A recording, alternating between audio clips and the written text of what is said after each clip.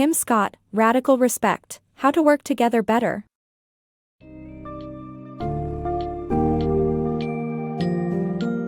Dive into Radical Respect, How to Work Together Better by Kim Scott, a guidebook to navigating and dismantling workplace toxicity with clear understanding and practical strategies. This summary unpacks the complexities of negative workplace dynamics, from bias to bullying, and offers you insights on recognizing and effectively addressing these harmful behaviors. Through vivid scenarios and actionable solutions, you'll learn how to craft a respectful and inclusive work environment where everyone thrives. Whether you're in leadership or a team player, this summary equips you with the knowledge to transform toxic interactions into opportunities for collaborative growth. Prepare to leave behind environments riddled with mistrust and discrimination, and step into a space where radical respect is the norm and productivity flourishes.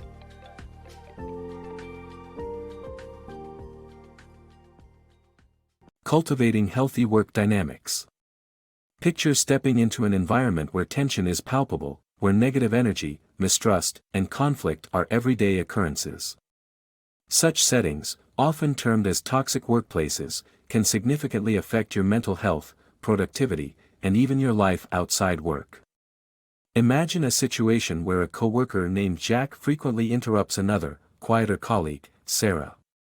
Approaching Jack without understanding the deeper reasons for his behavior might only fuel the tension, leaving Sarah even more isolated.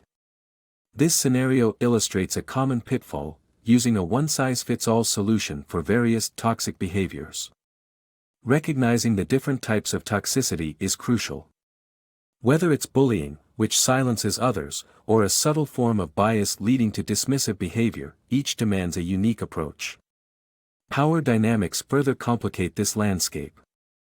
Leaders who exhibit or accept toxic tendencies tend to normalize such behavior among their teams. For example, if a supervisor regularly engages in making inappropriate jokes, employees might feel compelled to either laugh or remain silent, fearing backlash if they protest. Over time, this creates a hostile culture of disrespect and discrimination. To cultivate a healthier, more inclusive work environment, understanding is key. Recognize the diverse manifestations of toxicity, bias, prejudice, discrimination, harassment, and bullying. Each of these issues presents unique challenges but also offers opportunities for change. The upcoming chapters are designed to provide deeper insights into identifying these behaviors both in oneself and the surrounding environment. Equipping yourself with specific tactics, such as utilizing I statements to discuss the impact of bias or it statements to address bullying without confrontation, fosters effective communication. By honing these skills, you step into a proactive role in combating workplace toxicity, paving the way for a more supportive atmosphere. Whether you're in a leadership position or an individual contributor, you wield the power to initiate positive change. With awareness and the right tools, anyone can drive transformation toward a more respectful, harmonious workplace. Spotting hidden biases. Bias operates like a shadow in our judgment, steering decisions and perceptions without our awareness. Whether related to age, gender, race, or other facets of identity, bias can quietly shape our thoughts in influential ways, particularly in the workplace. Picture yourself sorting through resumes to fill a managerial position. You might unknowingly favor candidates who share your educational background, illustrating affinity bias, where preferences emerge for individuals resembling oneself in some way. Consider the scenario of a performance review, where an assertive male employee is praised, while a similarly confident female colleague is labeled aggressive. This disparity in perception reveals gender bias, reflecting entrenched societal stereotypes. Recognizing such biases begins with self-awareness. Be mindful of the reflexive thoughts that arise when engaging with others or facing new situations. Ask yourself if these impressions stem from evidence or emotional bias, ensuring everyone is evaluated on equal footing without the cloud of stereotypes. Observing bias in others requires noticing patterns that advantage or disadvantage specific groups. Are certain individuals consistently receiving choice assignments or faster promotions?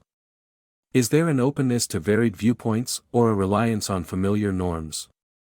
When you recognize your own biases, approach them with self-compassion rather than judgment. Remember, biases are a universal human trait. The crucial step is to consciously redirect these automatic inclinations, perhaps by reconsidering a candidate's merit beyond their educational pedigree. Addressing bias in others necessitates a thoughtful approach, employing I statements to convey the personal impact of their words or actions. For example, you might express discomfort about generalized comments on older workers by emphasizing your experience that age doesn't dictate technological adeptness or creativity. By focusing on personal observations, you can foster awareness gently, promoting inclusivity and broadening perspectives without creating defensiveness. Through reflection and conscious dialogue, we can unravel biases, enhancing fairness and openness in our relationships and environments. Confronting workplace bias. Prejudice and discrimination often lurk in the corners of the workplace, each nurturing the other.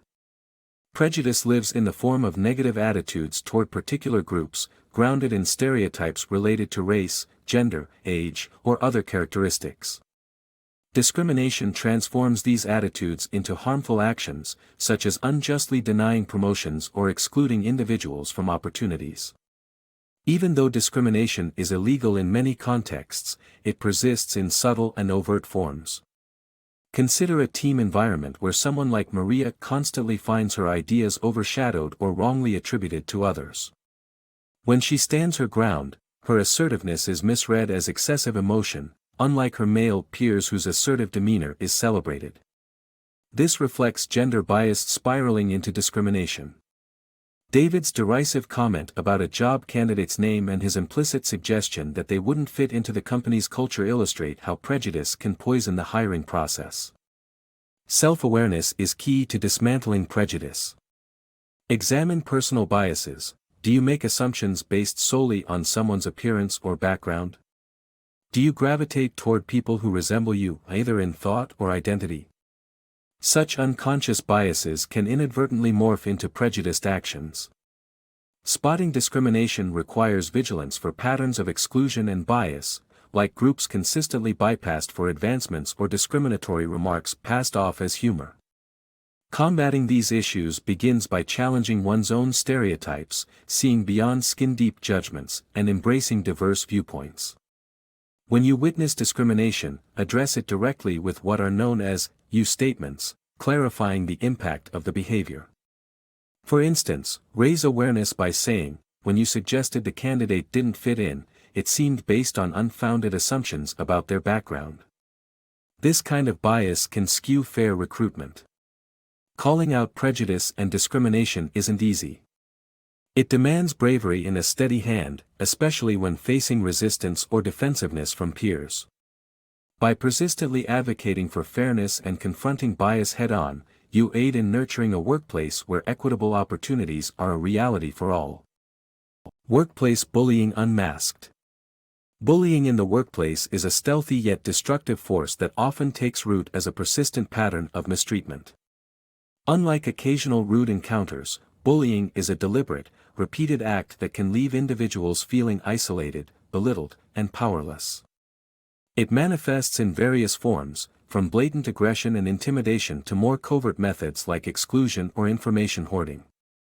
Picture a team meeting where Mark, the project leader, constantly picks on Emily, a junior colleague. His criticism is harsh, his demeanor dismissive, and his remarks cutting.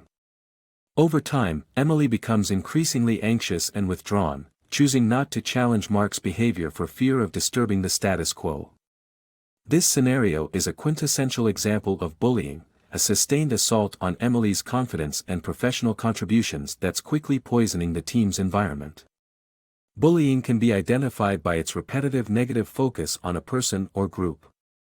Signs include yelling, derogatory remarks, or physical threats, but more insidious tactics can also be telling, such as consistently disregarding someone's input or setting them up to fail. Bullies often exploit an imbalance of power to dominate or humiliate their targets, sometimes rallying others to support their harmful actions and isolating victims from support systems. Self-awareness is crucial in eradicating bullying from the workplace. If you notice such behaviors in yourself, the first step is acknowledging the harm caused and seeking change through coaching or conflict resolution resources. Witnessing bullying requires courage to address it directly. Approach the situation with objective observations, using specific examples to highlight the negative effects on the team's morale and productivity. Address bullying by focusing on the actions, not the person. Express your concern succinctly, such as, "I've noticed that one person is repeatedly singled out for criticism, which is creating an atmosphere of fear." This approach lays the foundation for a respectful workplace where everyone feels valued and heard. If actions persist despite efforts to intervene, don't hesitate to involve HR or senior management to ensure a safe and respectful work environment. Clearing workplace toxicity. Bullying and harassment act as two faces of the same harmful presence in the workplace, where harassment specifically targets individuals based on attributes like race, gender, sexual orientation, or other protected characteristics. Think of Priya, a new team member who becomes the target of derogatory remarks because she wears a hijab. Instead of receiving support after reporting these incidents, she is dismissed with statements minimizing her experience. This not only highlights discrimination but also perpetuates a hostile work environment. Spotting harassment involves recognizing actions or words that demean or threaten someone based on their identity. This could manifest as racial slurs, sexist jokes, or unnecessary invasions of personal space, such as inappropriate touching or displaying offensive imagery. Another form is quid pro quo, where an authority figure demands sexual favors for professional benefits. Identifying these behaviors is essential, as is taking immediate responsibility and corrective actions when engaging in or witnessing such behaviors. Education is a powerful tool. Equip yourself with knowledge of what harassment looks like, and practice empathy and respect for others' boundaries.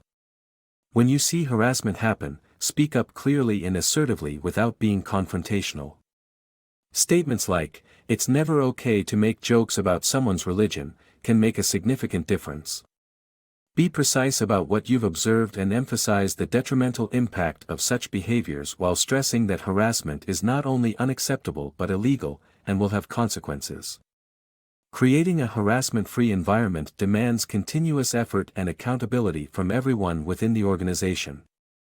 By challenging wrongful behaviors, supporting those affected, and exemplifying an environment of respect and inclusivity, the workplace can transform into a space where everyone feels safe, appreciated, and can express their true selves. This commitment is crucial in eradicating workplace toxicity and making significant strides toward a more equitable and respectful setting for all.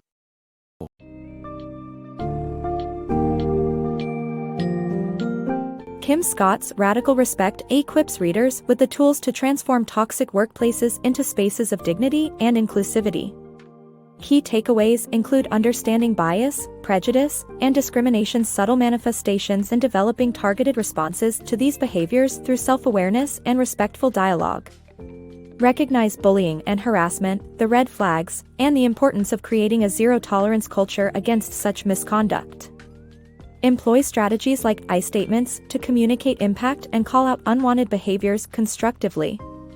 This book implores us to become agents of change, fostering environments where respect and equity are not just ideals, but practiced norms. As you apply these insights, you become a crucial part of cultivating a workplace where everyone has the space to contribute without fear or inhibition, paving the way for genuine collaboration and mutual respect.